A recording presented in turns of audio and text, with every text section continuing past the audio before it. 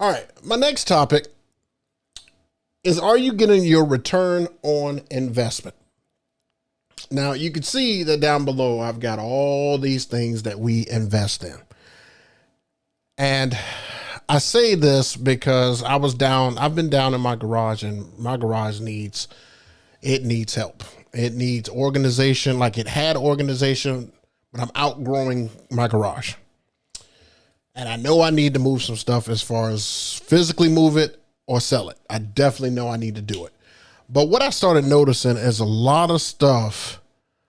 I'm not even going to say a lot of stuff, because I do use stuff. I just started noticing items that I have in the room that I don't necessarily use that often. Let me give you an example. So right down below, you can see it straight down here, is a Haze generator. Now, I have one of these, and that thing just sits, in my garage doing absolutely nothing, dying on the inside. And I'm wondering, was the $300, $400 price tag on this thing at the time, was it a great investment? Did I get my money back on this? I can't even honestly tell you that I got my money back on this. I think I got it because I thought that it would be a cool idea to make my beams from my lights shine a little bit better. But let me tell you some things that I ran into with it. I ran into air conditioners. I ran into fans. I ran into fire alarms. And I ran into non-Halloween gigs. I just did. All of that stuff boded true. Like, air conditioners would turn on and it would push the haze every place but my lights. Fans would be on in the room and it would push my haze everywhere but where the lights are. Smoke alarms would go off because the smoke alarms are the new modern smoke alarms are a little bit more sensitive than the old ones. A lot of stuff can trigger it. So that went off. Not went off. That was a problem. Then not having Halloween gigs like that, something to be able to at least use it. Because if you use it maybe at 3 to 4 Halloween gigs, then you kind of get your return on investment. But I have not gotten a return on investment with this Haze generator. Another thing that I feel like I barely got a return on investment for are TVs. TVs are becoming an eyesore. A lot of people don't ask for them anymore. They don't use them. They don't want them. And I've got stands, TVs. I got HDMI splitters.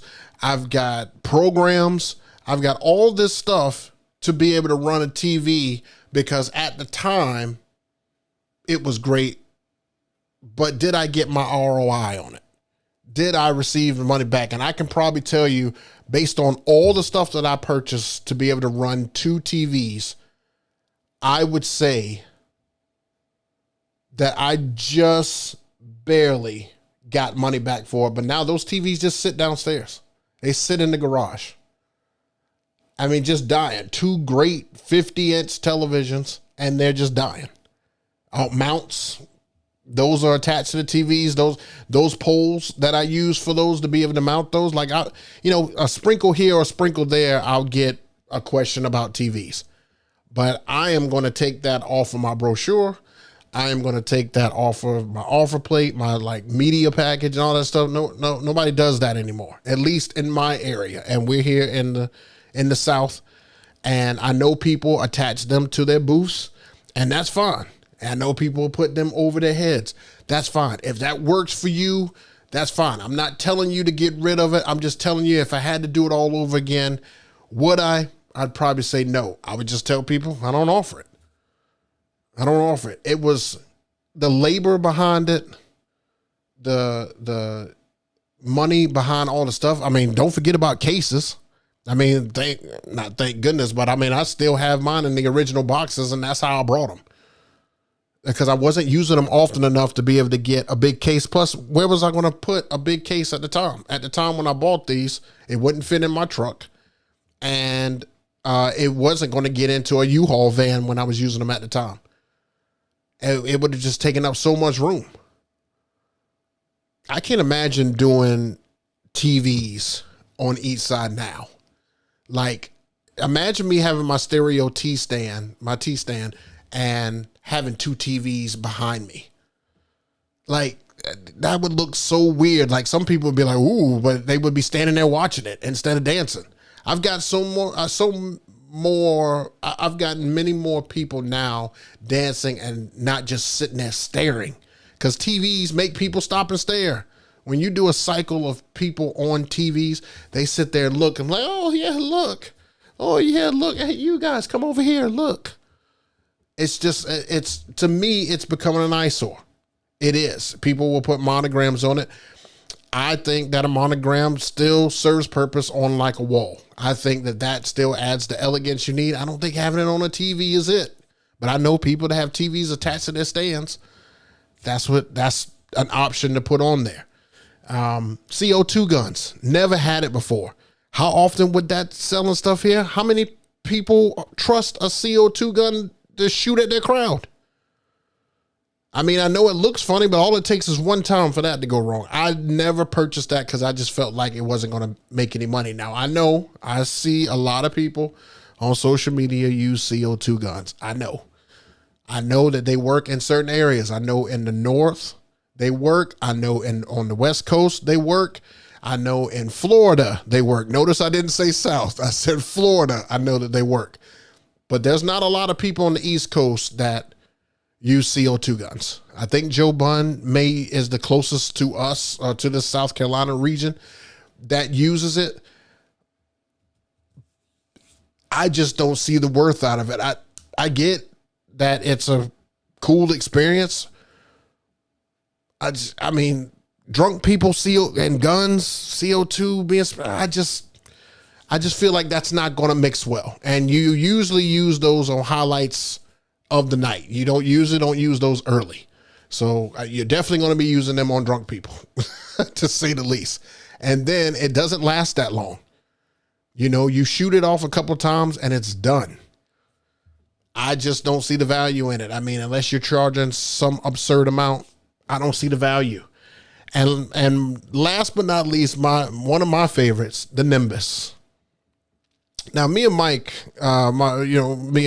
we kind of collaborate on a couple of projects, and we have been talking about this dancing on the cloud thing.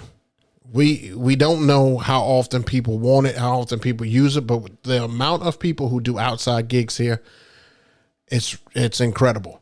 A Nimbus takes up a lot of power.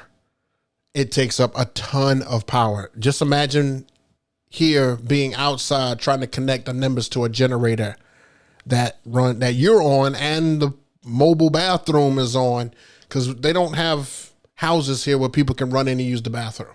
It's like a mobile bathroom, not a porta potty, a mobile bathroom that's hooked up, that runs AC and runs light and power and all that stuff. Like a Nimbus is just, again, we've got AC issues here. We've got fan issues here. I just don't think it will get you a return on investment. That's just me thinking. That's just me. And you know, as far as these stands and everything that goes out here, stuff like that, I think, because if you take them out and you're charging more because you look better, I think that those types of things get you a return on your investment. You will eventually pay that off because you look a certain way, not you physically, but your equipment looks a certain way. The cleaner and the neater that your equipment looks. I mean, I've had a planner / coordinator on this very show that says that your setup matters. So I can tell you right now, how your setup is set up, you will definitely get a return on investment for how your equipment and everything looks. So stands, just pretty much stands, facades, tables, things like that, anything that you use like that. If you're going to buy stuff for that, I think that that's one of the biggest investments. Like if you had to put your money into three things, it's lights, stands, and speakers. I would put my initial money into those three and use a corded microphone for now until you can afford a great one.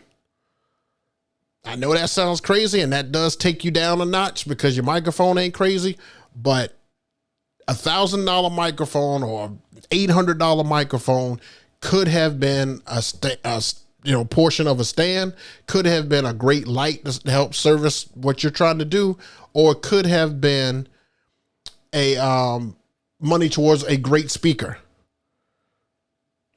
That's all I'm saying. So let me know in the comments down below if you guys agree with that. If you guys agree with, whether or not certain stuff is an actual return on investment or not. Do you guys have items that you feel like you just really didn't make your money back on? Because stuff like photo booths, I've made my money back on that. That's great. DJ stands, I've made my money back on that. Cold Sparks, I've made my money back on that. What else do I offer? Monograms, I made my money back on that. Doubled it on that. Monograms and projector, it definitely made my money back. Like what I charged on there, it didn't take but a year to get that back. But these are the kind of things that I like to, when I make my purchase. How can it benefit me and make me more? Do I just need more of these? I mean, look at these Cold Sparks. These Cold Sparks on here, there's 1, 2, 3, 4, 5, 6, 7, 8, 9. I currently own 5 Cold Sparks. Have I ever used 5? No. Why do I have an odd number? Because Sheds sent me one to review. So I have an odd number. I probably just need one more Sheds one and I'll have 6. But will that benefit me? Absolutely. They have already paid for themselves. Buy items that pay for itself. Buy items that are going to further your business to where you can charge more. If you're just getting it because you see somebody else has it, what's the purpose in that? What's the purpose? Buy it because it furthers your business, not because it's shiny and new and somebody else has it, so you want to have it.